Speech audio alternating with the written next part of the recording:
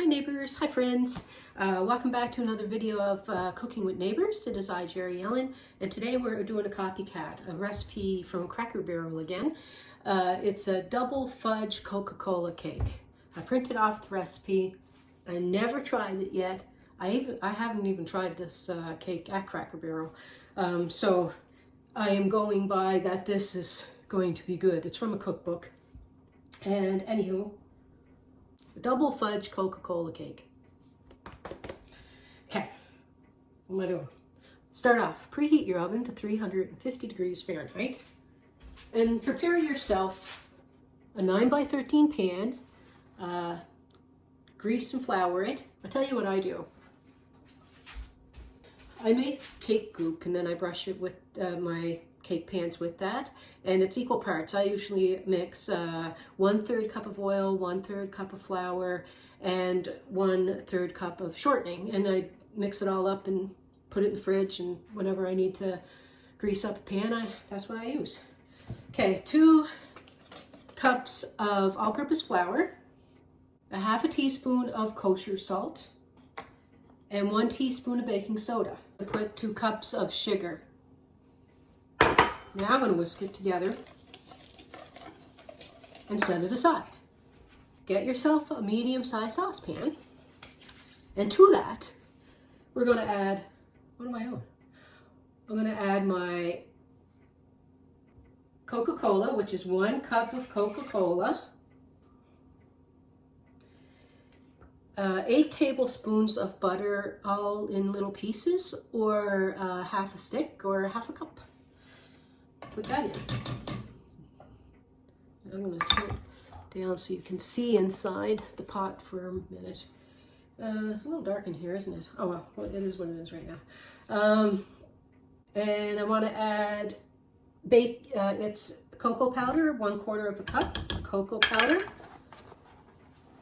This one I'm using. Okay. And it's unsweetened cocoa powder. 1/2 cup, oh, I add that later, cocoa powder in a medium saucepan. Now I'm going to bring this to a boil.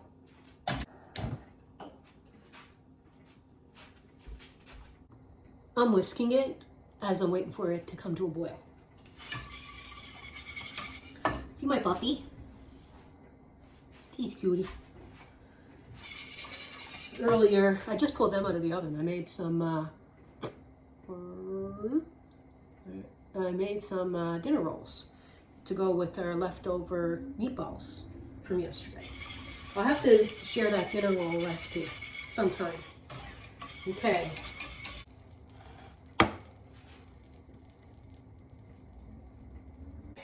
So now when that's at a boil, I'm going to add a 1/2 cup of vegetable oil and 1 cup of mini marshmallows. And now I'm going to reduce this heat. Don't want this to burn. My chocolate. Add marshmallows. Stir until well coated. Okay, we'll stir until well coated. Actually add my dry to the marshmallow mixture.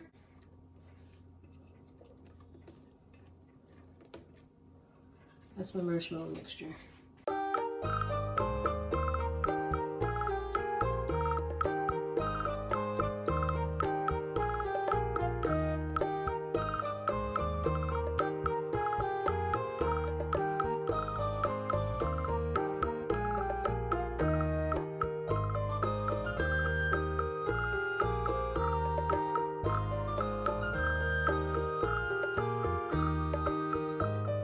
I have a 1/2 cup of buttermilk. I'm going to add 2 eggs into my buttermilk. Room temperature eggs and room temperature buttermilk. Add those on in there. I'm going to beat them together. They're large eggs, by the way. And I'm going to add a teaspoon of vanilla extract. I always put a little bit more than a teaspoon.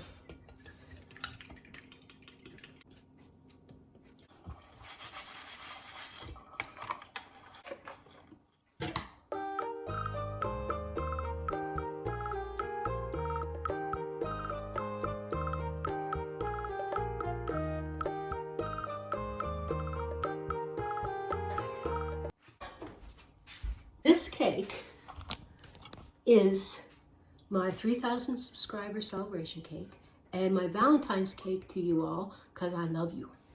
You've been so kind to me, and I want to make something special. So this is it. Pour this on in. Ooh.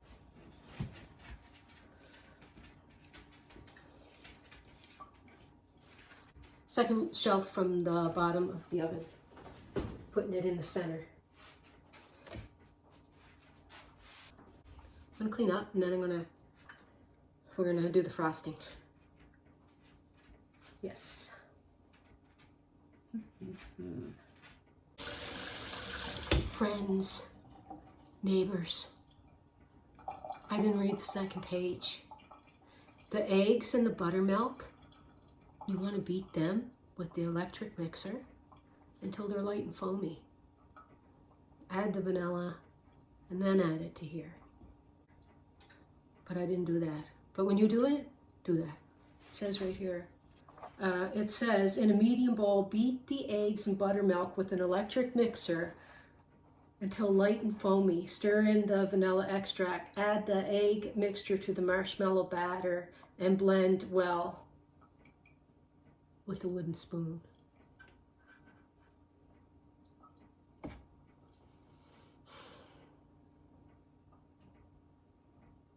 I guess we'll see if my mistake matters. I read that last night, I'm sure, when I was picking the recipe to do. I'm sure I read it. Didn't stay in there.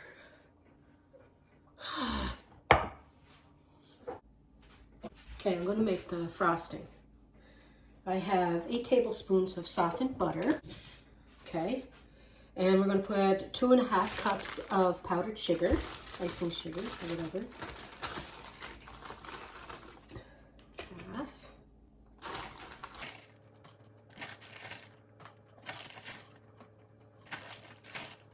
Put a few teaspoons of vanilla extract and 1/4 cup of the unsweetened cocoa.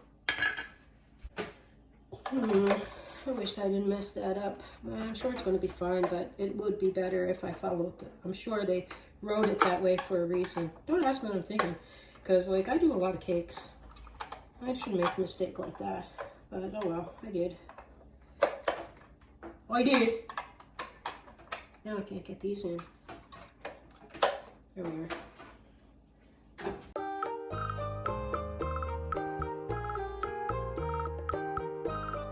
Oh, and if you have 1/2 cup of pecans, or you can use walnuts, but they use pecans, you'll fold them into your icing when you finish making your icing.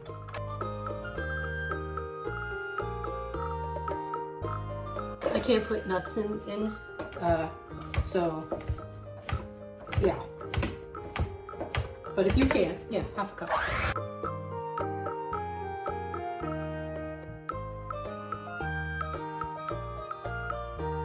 Harriet is having leftover spaghetti and meatballs, aren't you, Boo Boo? Yum, yum, yum, yum. Crunch. Leftover meatballs. Crunchy meatballs. Good girl. Now, I took it out and I let it cool for like 45 minutes. Or 40 minutes. Not even. Telling lies. I'm telling stories. Anyway, I'm going to put the frosting on it because we want a tasty poo so badly. Hey. My sister and I have been waiting for this cake since we found the recipe yesterday. That's long enough to wait. I'm just leaving it in the pan because it's just us. Just easier that way. It smells amazing. Oh my gosh. Doesn't that look awesome? If I do say so myself. Well, that's enough frosting for it. You can imagine if you had it out, you have enough to do the sides too. I just feel like putting sprinkles on cake. Celebrate. But I can't.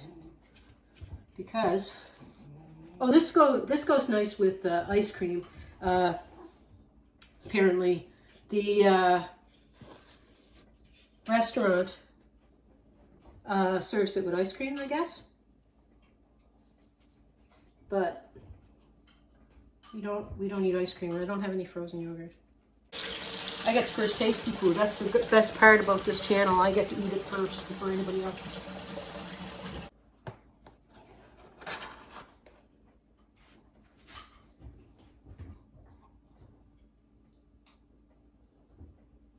See how nice and easy that clean that comes out with that cake goop?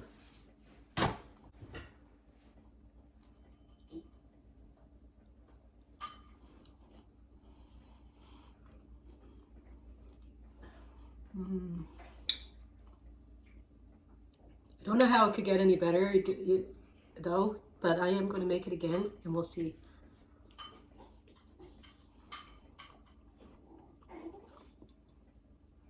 They made this cake for their 14th anniversary of the restaurant. That's how this got on the menu. Anyway, it's delicious. Chocolatey. Chocolatey goodness.